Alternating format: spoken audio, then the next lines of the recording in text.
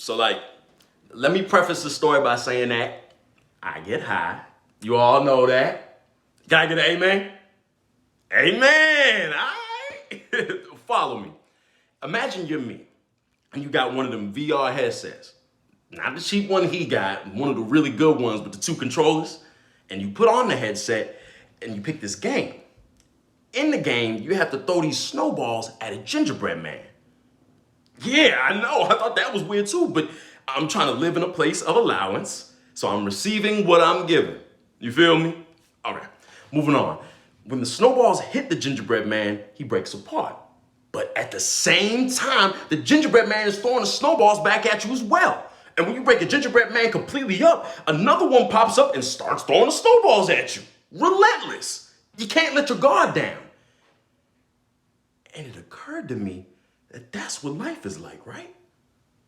Like, this is virtual reality, you feel me? Them little gingerbread men are everywhere. You gotta move around, you gotta keep an eye on your back and your front. If you're playing with someone else, you gotta watch their back too. Just like life. So you start looking around and you go, man, somebody set up in their room or their office and they imagined this. And they didn't imagine just a flat idea of the world. No, they came up with everything. What the sconces look like, the area rugs, the banisters, the gingerbread man's frosting. But I'm getting ahead of myself. And maybe you're a little more high than you planned, and you get hella emotional when you get high, so you start crying. And like that good kind of cry where your shoulders start shaking. And then the gingerbread man sort of like sees you. Like the gingerbread man's face gets this deep look of consternation, and the gingerbread man starts talking to you. And he's like, hey, brother, what's got you so ho-hum?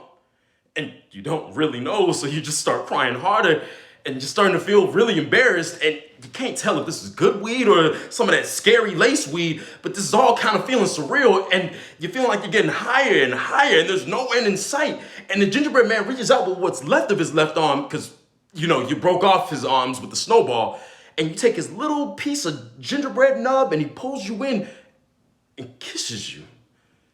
Right? I know, it's wild. And you're like, whoa, Mr. Gingerbread Man, I like gingerbread ladies, but it feels good. So you keep going. Man, the gingerbread man goes down on you. Right, I know, I know. And you're like, whoa, Mr. Gingerbread Man, I like gingerbread lady fellatios, but again, this feels great. It feels like you're literally grinding on a warm batch of chocolate chip cookies.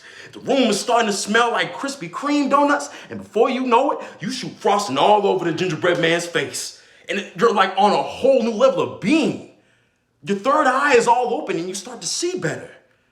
You're not crying no more.